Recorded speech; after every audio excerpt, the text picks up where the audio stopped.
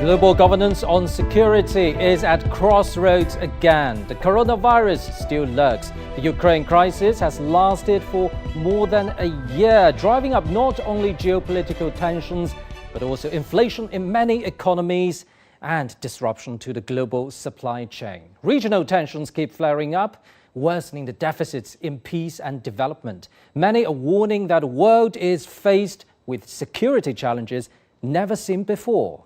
So what is the status quo, and why does the existing security architecture continue to be challenged?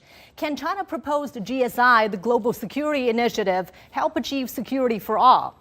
And hopefully this forum, hosted by CGTN and the Institute for a Community with a Shared Future at Communication University of China, could provide some clarity about these most pressing issues. And for more insight, joining us here in the studio are Mr. Zhou Bo, Senior Colonel at the Center for International Strategy and Security at Tsinghua University, Mr. Victor Gao, Vice Chairman of Center for China and Globalization, Mr. Marco Fernandes, a Brazilian researcher at the Tricontinental Institute for Social Research.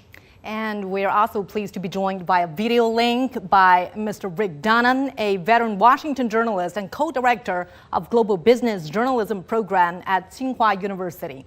We also have Mr. Jean-Christophe Bass, CEO and founder of the French think tank Connectors for Peace.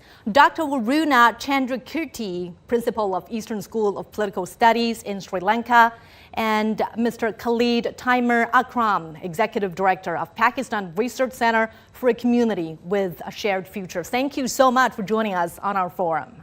So let's get straight to it. Mr. Zhou, do you think the UN-centered post-Second World War world order is at risk now? If that's the case, do you think it's been abused or bullied by unilateralism?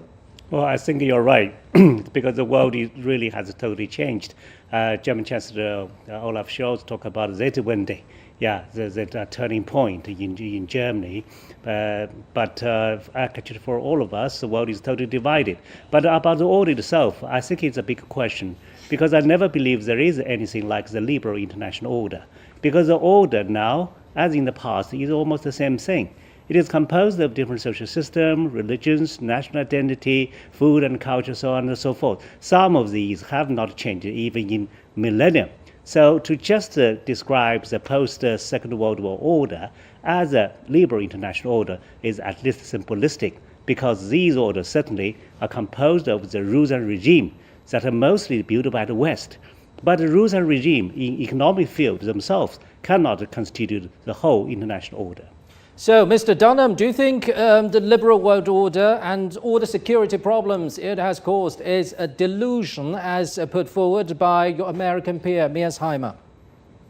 I don't think delusion is the right word. I think that the post-World War II architecture of the world is out of date. I mean, it's nearly 80 years old, and it was created for a world that was bipolar in a different way, with communism and capitalism, with the Soviet Union and the United States as the polar opposites. I mean, I think we're at least in the third, quote, world order of that period. The post-Cold War era, after the fall of communism in Russia, and now the third one, where the unipolar power of the United States is no longer is no longer alone. And you have China as a rising power, you have Europe collectively is assertive, and you have the global South, which is much more important in terms of population, in terms of market, and in terms of desire for more input in the world. Well, we are a year now into the conflict in Ukraine, and of course how major powers view and engage in this conflict are also being carefully studied, because they could have the potential to change the course of history. I want to ask you this, Mr. Zhou Bo, you attended the Munich Security Conference. So what would you say about the future direction of the conflict there, based on the messages from the key players? Well, at least this year, nobody knows how this war could actually last. I mean, this war definitely will not end in this year. And according to my impression in Munich Security Conference, when people like Ukrainian President Zelensky or British Prime Minister Sunak talking about providing assistance to Ukraine, or the need of providing assistance to Ukraine, all people just give big hands. So the atmosphere there is Ukraine, Ukraine, Ukraine. Nobody is talking about seizing support or looking for ceasefire. And nobody is talking about neutrality, because even the chairman of the conference made it clear, we're not here for neutrality. We just want to give political support to Ukraine. So even in the beginning, a piece of piano is played by the Ukrainian to just give a kind of atmosphere. But the deep, under the surface, I believe people are totally divided, because if a war knows no ending, it gives the people uncertainty. And this is why it is important for Chinese State Councilor Wang Yi to turn up to talk about China's upcoming proposal. This proposal now is already clear. It is full of general principles. Some critics say it is short of a roadmap, but don't underestimate that, because when Chinese people start the reform and opening them up, we do not have a roadmap. And Chinese people are good at finding a road without a map. And so is Belt and Road Initiative. It is 10 years old. And 10 years ago, who knows that now this would become a phrase familiar with the whole world. So I believe Chinese roadmap will simply follow up with a lapse of time.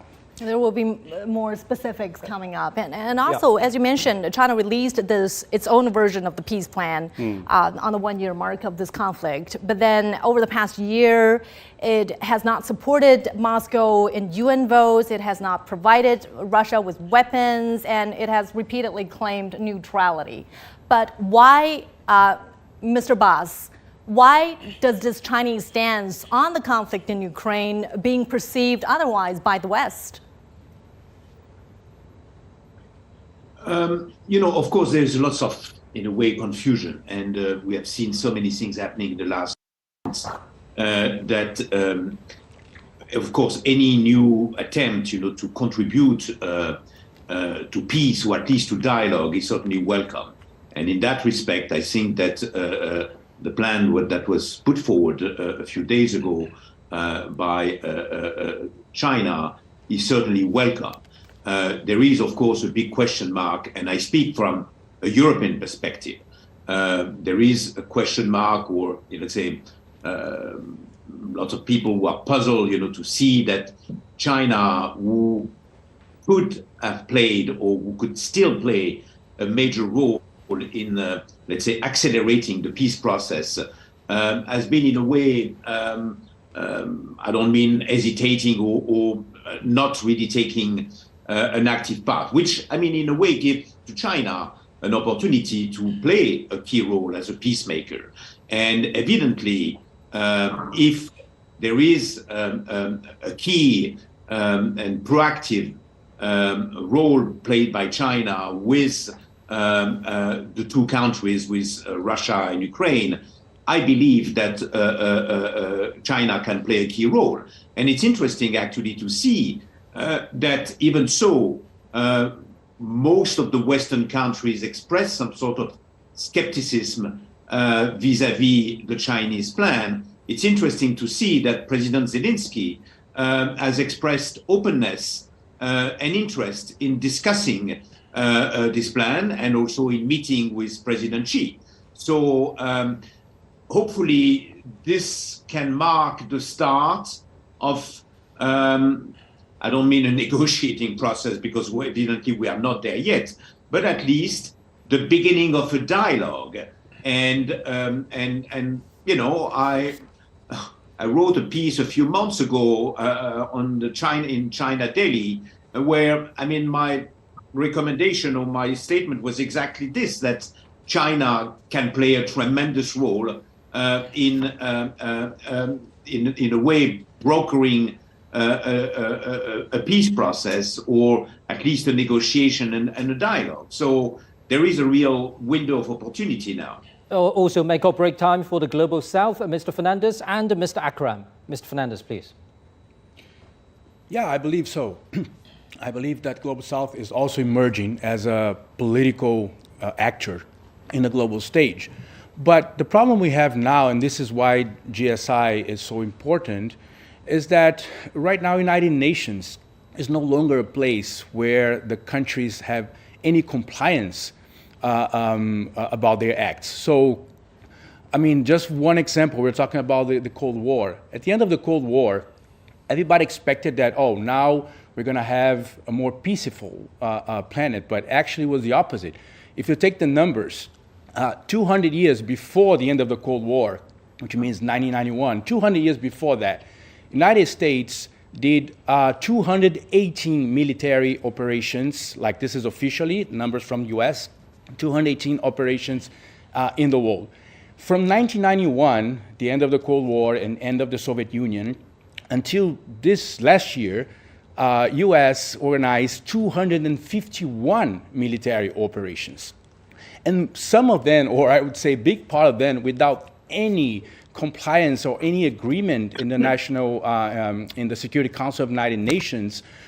So I think this is one of the issues that for the next years is going to be one of the biggest challenges, how to create compliance to the members of the United Nations. Because even what's happening now, I mean, of course, I mean, everybody knows, and even like many US officials had warned United States government, from Henry Kissinger to John Mearsheimer, that NATO should not expand to the east. This will create problems, and now we have a war. Or what happened recently with Nord Stream 2. I mean, there was an attack, a terrorist attack against Nord Stream 2, and there's no compliance. Nobody, I mean, there's no investigation. Russia denounced, China denounced, many other countries denounced, but there's no compliance. So again, and by the way, there's interesting that to see that the article of Simon Hirsch, the very famous journalist, accusing U.S. government of this attack, it was published just 4 days after the creation of this Chinese spy balloon story from Western media, which is a great smoking, what is it called? Smoking screen, right? Mm-hmm. So, I mean, this is the kind of situation that we are dealing now. So we hope that GSI, together with the Global South countries, can be a step in a way to deal with this challenge, the challenges that we have in the next years. Yeah, well, any war, any regional conflict, they go beyond just security challenges. They exposed us of a wide range of differences in terms of systematic structure and political stances, as well as economic conditions. Dr. Gao, what would you say about China's involvement in some of the major events, pivotal events going on in the world? Well, I think as far as China is concerned, there are several things of crucial importance. One is to preserve peace. Then secondly, to defend and preserve stability at home.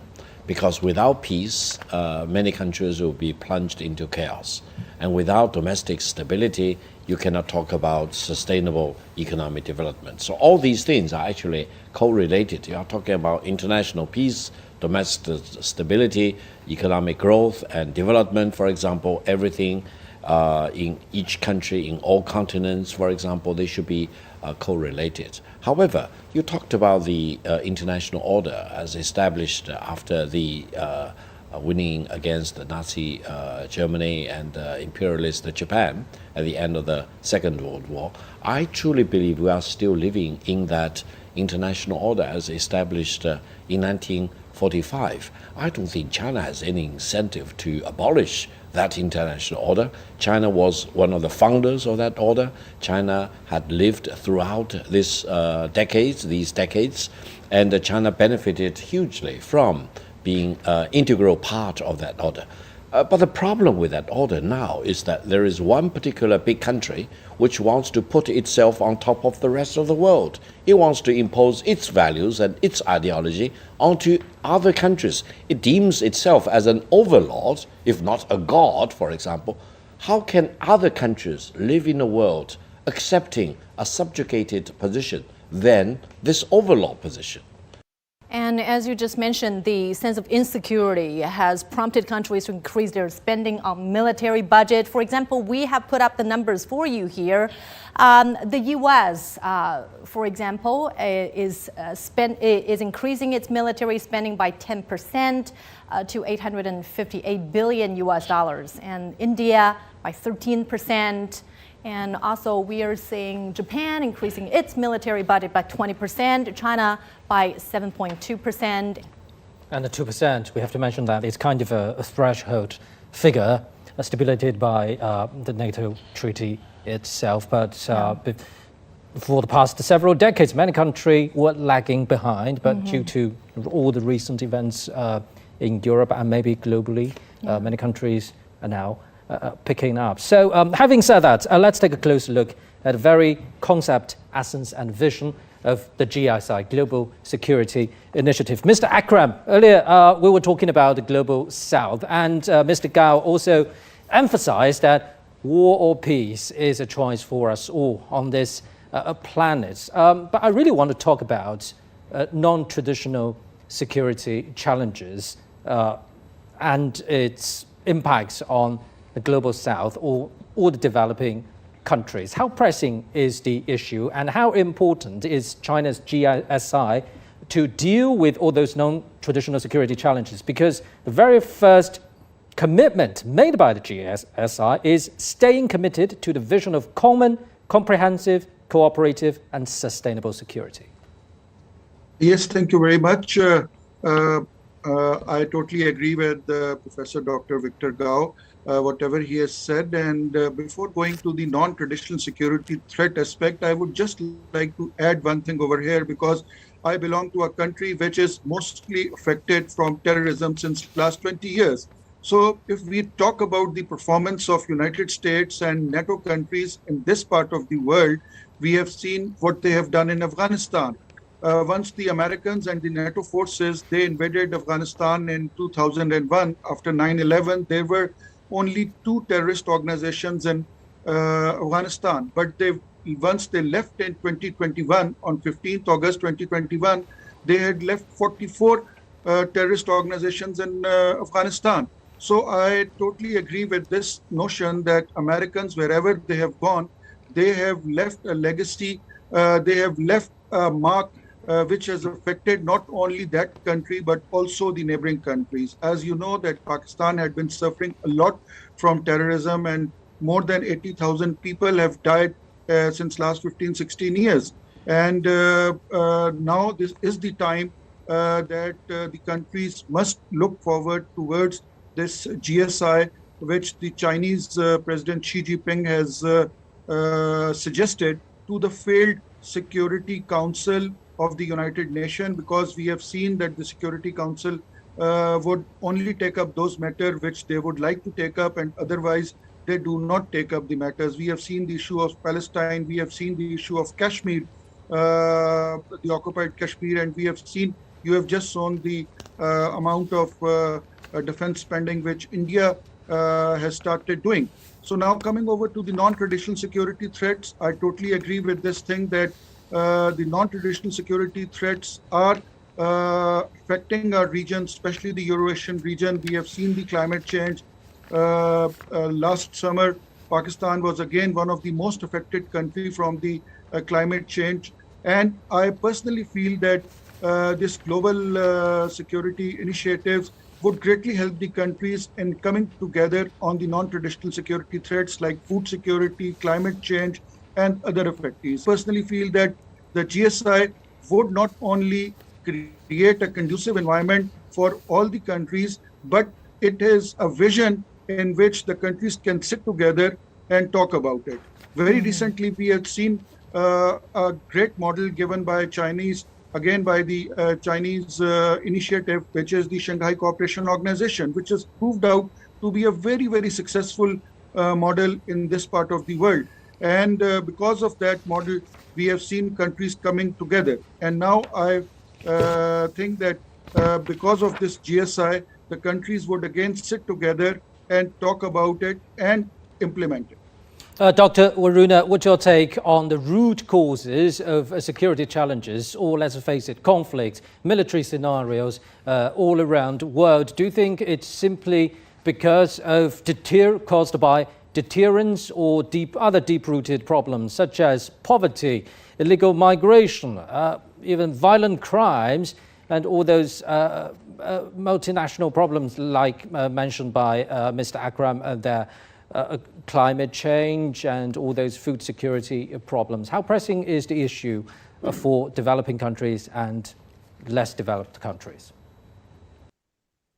As I think, it is not something related to this poverty or environment. These are also global security problem. I know the poverty and so many other things, environmental issues and climate change and so many other things. But this main security problem coming from these military powers, especially from the West, that UK and USA, they are the leading countries, always making trouble around the world.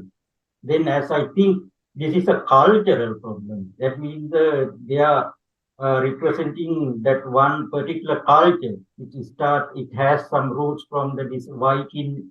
The Scandinavian that countries that we know this Viking culture. They have one we call something called that the Viking age. They origin this Viking culture, and they have this habit of bullying other people and always taking other resources for their use, and they want to dominate all over the world. It is totally different from the Chinese side. We know China and even the Sri Lanka, we are Buddhist country. We always talking about something that will be prepared to see a kind of harmonious world. We don't want to invade other countries or other nations. We want to rob other people's resources because it is our cultural background. We are cultured in this way. We have been cultured in this way. But the people in the West, especially in the UK and USA, they have their own way of reacting, the way of doing something. This is what happened. Even we see the last 500 years ago, and even the last 200 years ago. What they did, they are still doing the same thing. Now they are using some different other methods, but they are still doing these things. The whole wars started from that side, not these other people. Other people fighting to escape from from them. That's what happened. This is what I think. This root cause is the culture of those people. Gentlemen, this community that Chinese authorities have envisioned really allows us to examine what holds people together. And if we look at it from a security perspective, it points to the very existential need. So, Mr. Jobo, help us understand the intrinsic design, the intrinsic logic behind this design. Well, I think on the President Xi Jinping's general thoughts, of course, it's humanity of shared future. But now we already have two pillars on it, that global development initiative and global security initiative. And I would say that these two pillars are just like two wings, because we already have something very tangible on it. For example, the global development initiative, we have a Belt and Road initiative. This is not just an initiative. Actually, it is already spread across the world. And it's remarkable to think that this proposal actually comes from the largest developing country on earth. So it's not a Marshall Plan. It's actually the biggest plan coming from a developing country. But then under this pillar of global security initiative, we have already seen something. Talking about the PLA, two things are most remarkable. One is China's peaceful rise, which of course has a lot of things to do with its armed forces, right? So apart from a deadly brawl between China and India, which resulted in 20 soldier deaths and 4 Chinese soldiers' deaths, actually China's rise is absolutely peaceful.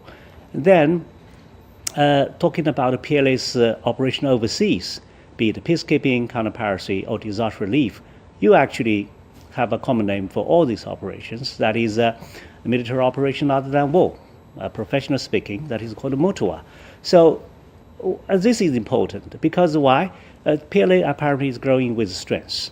And but for PLA, to actually safeguard its interest overseas, and showed its greater international responsibility. PLA is just confined to humanitarian area, and I hope even if we become one of the strongest military in the world, then we will still stick to this principle. Because with this principle, you're not killing anyone, you're not bombing anyone. So you make a difference from all the strong militaries in the world, in the history. And that makes PLA different, and that makes China different. Well, for any power, for any country, of course, their security priority is national defense. But then for major powers, there are often added meanings and expectations. So now let's take a look at the Global Security Initiative, how it was released. It was proposed by China. China's President Xi Jinping proposed this Global Security Initiative at the Boao Forum in April last year. And the speech was notable because it is the first time China has hinted at its readiness for a new approach to global security with Chinese characteristics. The initiative has settled on 6 commitments: a commitment to a comprehensive, cooperative, and sustainable security, respect for the sovereignty and territorial integrity of all countries, abiding by the principles of the United Nations Charter, and taking seriously the legitimate security concerns of all countries, peacefully resolving disputes through dialogue, and maintaining security in both traditional and non-traditional domains. So these are certainly China's solutions to the pressing security issues facing our world today. And of course, this sense of building a community with a shared future for mankind is embedded in almost every single foreign policy outreach by China. So Dr. Gao, what does traditional Chinese wisdom and judgment have to offer in this regard? Well, I think several things stand out very prominently. One is achieving harmony. Harmony between nations, among nations, harmony between mankind versus nature. So you are talking about harmony in a macro way and permeating to everything that groups of countries or groups of nations would do, as well as what Homo sapien will deal with nature in itself. Now, the other principle I put a premium on is what Confucius said: don't do unto others what you do not want others do unto you. And this means that every country need to respect each other. And if you have differences, try to solve the differences in peaceful negotiations and diplomacy, rather than resorting to war. War should be the last resort. And war is easy to launch, difficult to end. And even if you end the war, there will be huge consequences, not only for the present, but probably for the next generations. Therefore, I think China stands firmly for defending peace and maintaining stability, and is a firm force opposing war of all kinds in the world. And if there is a war breaking out somewhere in the world, China wants to stand by the side of peace. China wants to urge all parties involved to complete a ceasefire, to draw a line of actual control, and then to negotiate, try to solve whatever disputes they may have in between themselves. In this way, I would say what China stands for is consistent with the Chinese philosophy over the past several centuries. That is peace, stability, harmony, and don't use war as the first choice, always use war as a last choice. And if you can achieve your goal without having a war, it will be much better. Peaceful means will always trump wars and confrontations. Yeah, there's certainly some clashing views about security. For example, the China proposed Global Security Initiative, and the Western view of geopolitical tensions. Mr. Bass, I want to get your views on this. What are the major differences between these two very different kinds of views in terms of security? Well, let me just start with an anecdote. I wanted to prepare our discussion last night, and I went to consult a few old books, and I realized that it is only 20 years that Kishore Mahbubani has published this very fascinating and somewhat provocative book that was called Can Asians Think? And it's interesting to see that in less than 20 years, we are living in a world that is radically different, where indeed, we have witnessed some sort of tectonic changes, and where indeed Asian and particularly China is playing a major role in contributing not only new ideas, but with this global security initiative, with some sort of a blueprint or a plan for, let's say, reinventing the world order. And I think this is absolutely key. And to be frank, and I feel a little bit ashamed to see that in Europe, there is very little or almost no discussion about this GSI. I mean, if you ask people or even experts, very few of them know about this GSI. Maybe because it came at a very wrong time, you know, just a few weeks after the start of the invasion in Ukraine, and that it didn't get all the visibility. It is also because, in a way, most of the observers or influencers or decision makers in Europe, they pay much more attention to their own vision rather than listening to the other. And it's interesting to see that when President Xi came up about 10 years ago with the plan for the Belt and Road Initiative, it took lots of time, you know, before it got some traction and interest in Europe or in the Western world. And I think we see the same here. But I mean, what is interesting is that China and President Xi have tabled this plan, which evidently is an attempt, you know, to reinvent the global order. And I think, you know, the role and the responsibility and the duty now of Americans, Europeans, but also the rest of the world is to come up with their own plan and own vision, and also in a way to enter in a dialogue. And what I think is that we evidently, when I say we as Westerners, have been somewhat in a way either lazy or in a denial of this new reality. We are living in a world that is evidently very different to the world that it was before. And that we see, you know, the emerging South, we see the emerging countries, but we are still considering that there is no need or there is no reason to change the system where we are. And evidently, it is time now to reinvent the multilateral or the global order where we are. And I think, you know, the time has come to call for, you know, what could be called a new Bretton Woods moment, or really to a total aggiornamento, to say, okay, you know, we just cannot continue if we want to maintain a peaceful and prosperous world in all parts of the world, in the north, in the south, in the east, and in the west.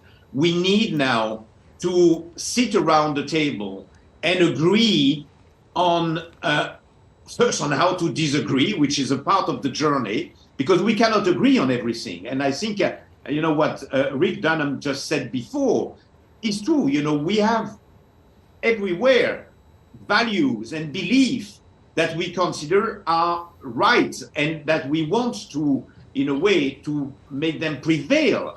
But this needs a real discussion. And I think, you know, sometimes or very often, the approach from Westerners have been wrong lately. I think when it comes to some of the values, being whatever, democracy, gender, whatever, we need to protect them from our perspective. We want to propagate them, but we certainly don't want and don't need to impose them. And I think this was, I mean, the approach was to say, we consider that those values are the right and the exclusive one, and this is the wrong approach. So protect, promote, but certainly not impose. And we need now, because we are in a world that will be, you know, with multiple actors, we need to, you know, to try to build some sort of a new momentum and a new blueprint, you know, to see on what we agree, what we disagree, where we want to cooperate. And in a way, this is a unique moment in time to reinvent in a way, a global order that will be fair, balanced, and sustainable. Yeah, I'm afraid the tricky thing about the very idea of security that it's not purely philosophical or metaphysical. And on the other side, on the opposite, it's a matter of life and death to every one of us. So since Mr. Barnes raised this question, Mr. Zhou, what could be the common denominator for human being to actually reach some kind of consensus? Well, this is barely possible. At least on the war of Ukraine, it's very difficult for us to reach a consensus because nowadays Europeans simply talk about what is going on and how much casualty has been caused, which is correct, right? But people forgot to talk about the root causes of why this war actually came into being at all. Because if you read the history, well, it's not a long history, you would find that actually from Soviet Union onto Russia. So from Soviet leaders, Mikhail Gorbachev, down to Boris Yeltsin, down to President Putin, they have invariably warned against such kind of NATO expansion. But what makes President Putin different from his predecessor? He not only gave warning, he carried it into action. And that is his difference from his predecessor. Whether he's right or not, that will be left to history to make a judgment. But now I want to talk about the military alliance. You know, military alliances, big or small, have one thing in common. They live on threat because they are like leeches. They drink blood. What is the blood? The blood is so-called threat. And after the dissolution of the Soviet Union, actually the mission of NATO is already over. But NATO, as such a juggernaut, still want to not only survive, but thrive. And how can such a juggernaut thrive? It has to expand. So military alliance basically have to live on threat. But NATO has a problem. Why? Because if it is a bunch of small countries united against a big threat, I totally understand. But for the strongest nations on earth, with 3 nuclear weapon states among them, would come into alliance against what? That is a big question. And if you read the website of NATO, you would find military means are just tools. The first purpose is to defend Western democracy. So this is actually a behavior of holding a big stick in hand and chanting democracy. And that is the very purpose. But now NATO has drive it to almost the threshold of a nuclear war. So it actually has been digging its own tomb. Then about the security of the whole European continent. You can say, of course, NATO is not forcing anybody to join NATO. Of course, these small countries are afraid of Russia, wants to join. All these are correct. But the question is, the security of Europe eventually would depend on compromise between Russia and NATO, like it or not. Yeah, if there is no compromise between NATO and Russia, Europe will never be safe. It will be always in chaos. So are you implying that seeking common security is such a huge task that requires you to be an idealist and realist at the very same time, and also seeking a methodology, a feasible methodology, as raised earlier, a question raised by Mr. Donham. Mr. Fernandez, do you see a way out here? Well, it's not going to be easy. First of all, I think, agreeing with Mr. Gao, that the principles of GSI are very clear. If you see the points, China is always saying, okay, we're gonna support the efforts of the countries. We need to sit in dialogue. It's a very comprehensive also document. Of course, we need much more discussion, but it's reaching a lot of issues right now in the world. But the problem is that first of all, it's not easy at this point to have dialogue because of all the conflicts that we have in the world. I don't know if you saw, but recently the European Council of Foreign Relations, they published a research they have done in both Europe, United States, but also major countries like India, China, Turkey, and Russia. For these 4 countries of the Global South, that represents 3 billion people in the world, it's almost half of the planet. The majority of people feels that we should stop the war right now, even if this means some compromises from Ukraine, of course from Russia, but mostly from Ukraine. So this is almost the majority of the planet saying that. But it's really hard to get consensus when, for instance, China launched not only GSI, as Professor Ba said, nobody's paying attention to this, but also when China raised the 12 points for the peaceful solution in Ukraine, I mean, United States and Europe, they first reacted to say, no, we don't agree with that. Even if Zelensky said he is willing to talk with President Xi Jinping, and of course, Russia is also saying the same. So at this point, it's really hard because looks like the other side, the Western side, is not willing to compromise anything. And again, if we think about who are the Global South countries, what is the role of Global South countries right now in the world? I mean, if you get BRICS, for instance, if you get GDP for at PPP index, China is the largest economy. India is the third. Russia is the sixth, and Brazil is the eighth. So we're talking about major countries, major global actors that are not having a voice in this discussion. That's why also President Lula from Brazil recently also joined these efforts to create a sort of a G20 for the peaceful solution in Ukraine. But again, if the Western side, and especially US, is not able to sit and compromise and listen to the other side, it's going to be very difficult to reach some sort of consensus. And this is urgent for the whole planet because, I mean, the war is taking so many lives and is affecting the economy, is affecting the price of energy, that's skyrocketing, the food prices, the fertilizers prices. So millions of people are going back into poverty in Africa, in Latin America, in Asia because of the war. So it's very urgent. But again, we need some compromise from both sides. Yeah, let's now shift our attention now to the Middle East. We know that region is also scarred by wars, conflicts, and political uncertainties, and it's believed to be one of the regions in the world with the largest security deficit and development deficit.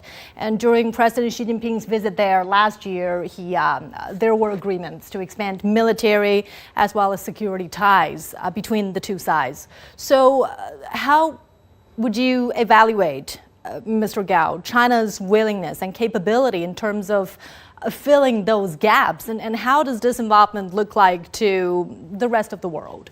Well, if we are talking about China-Saudi Arabian relations, China-Gulf state relations, and China-Arabic countries relations, three different layers of things, I would say the summit meeting last year between President Xi Jinping of China and all these countries' leaders actually went to huge, great success, unprecedented, and very rare on the global stage. And I think it reinforces several messages. One is that China has sincerity in its mind. China wants to hold its hand out to reach all these countries, which China considers very important.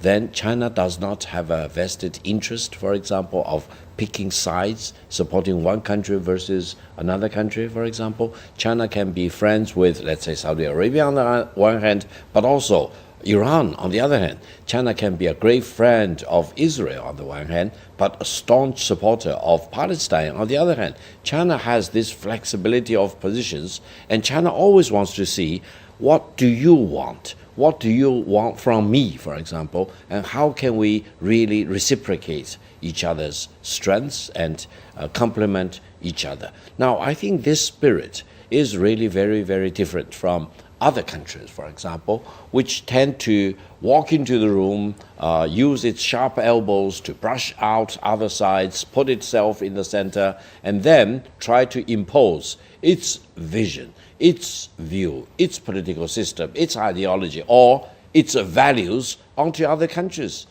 in the belief that the other countries are weak, the other countries are enfeebled, and the other countries will have no way but just to become subjugated to the overwhelming position of this superpower. I don't think this is the right way going forward. I don't think any country in the world wants to be subjugated to any country, big or small, which claims itself to be the overlord of the world.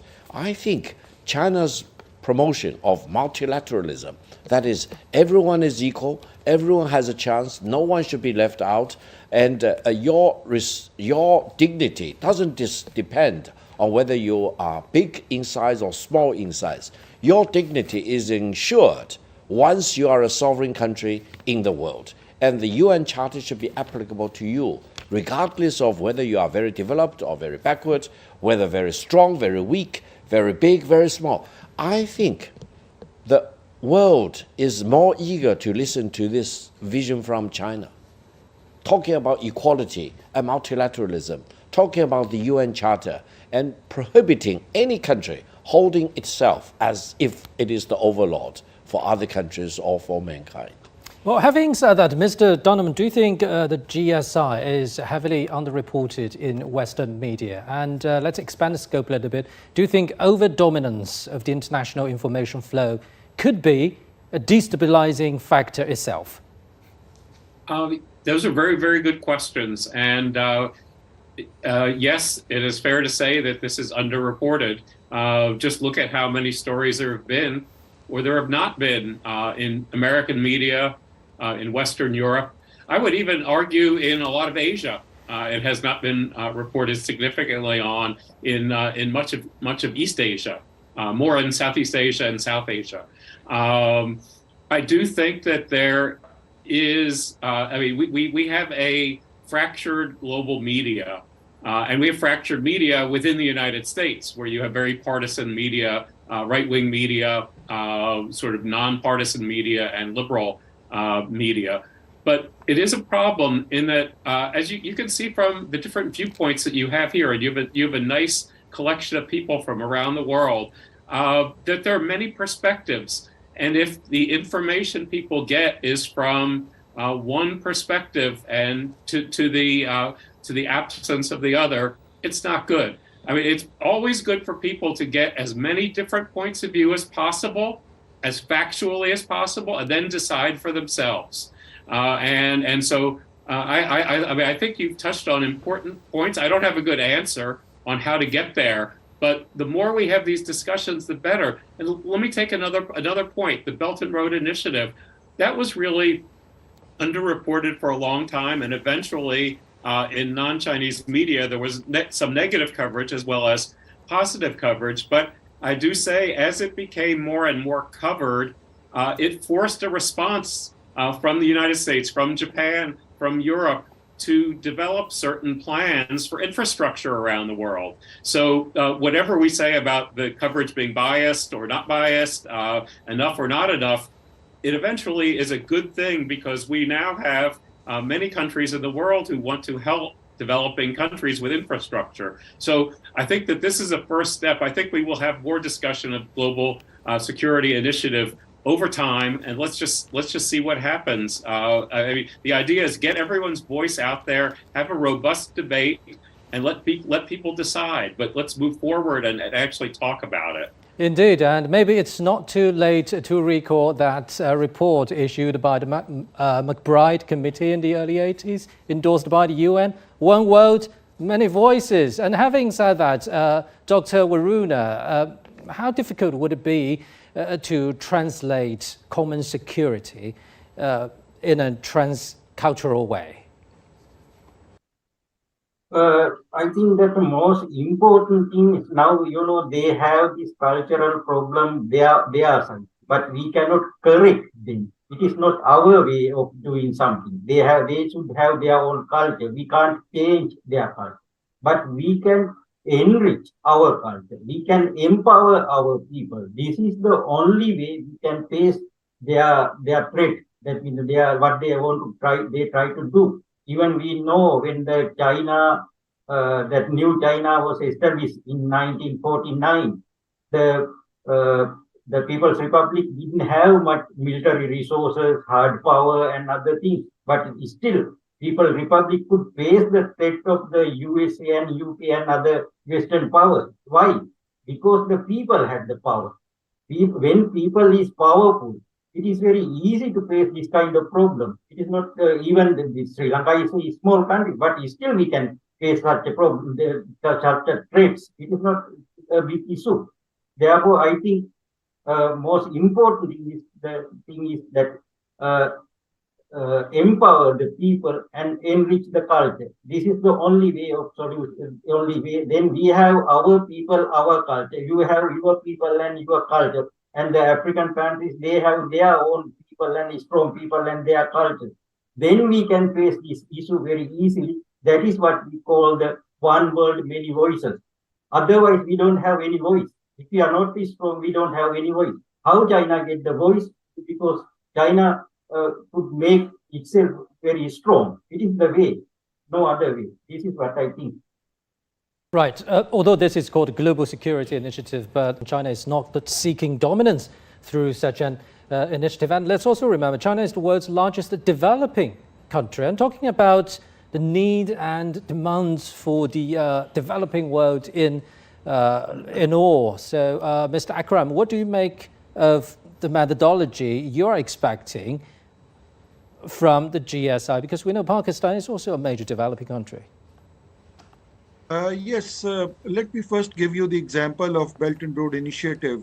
Actually, once the Belt and Road Initiative it started, many of the Western countries and Western media, it propagated that it is a way that China will colonize the world. So, but eventually after 10 years, we saw that China did not colonize the world, but China helped the world in development, in making infrastructure.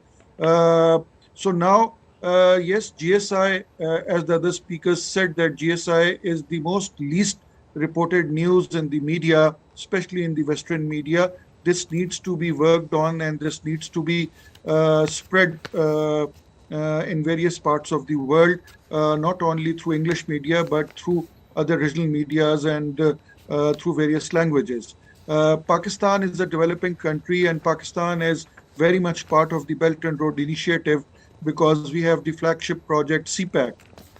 And let me share over here with the audience that because of the CPAC in last 7-8 years, we have seen an immense change in the livelihood of the people. The road infrastructure throughout the country has immensely improved. Skilled labor has got lots of opportunities for the jobs. So the CPAC has come to Pakistan as a blessing, and we consider that because of the CPAC now, we are also connected to the landlocked countries of the Central Asia. Although we are neighbors with Tajikistan, Uzbekistan, and with other landlocked countries since long.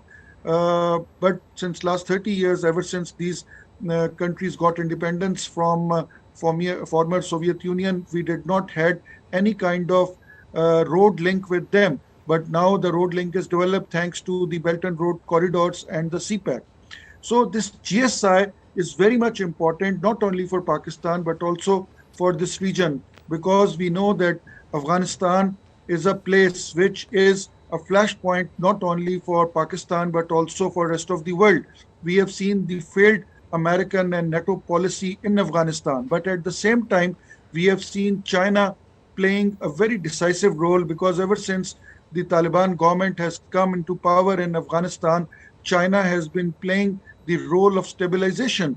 Chinese role is not only acknowledged by people in Pakistan, but I have been talking to various Afghan leaders and Afghan think tanks. They also acknowledge the role of China in the post 15th August 2021 scenario.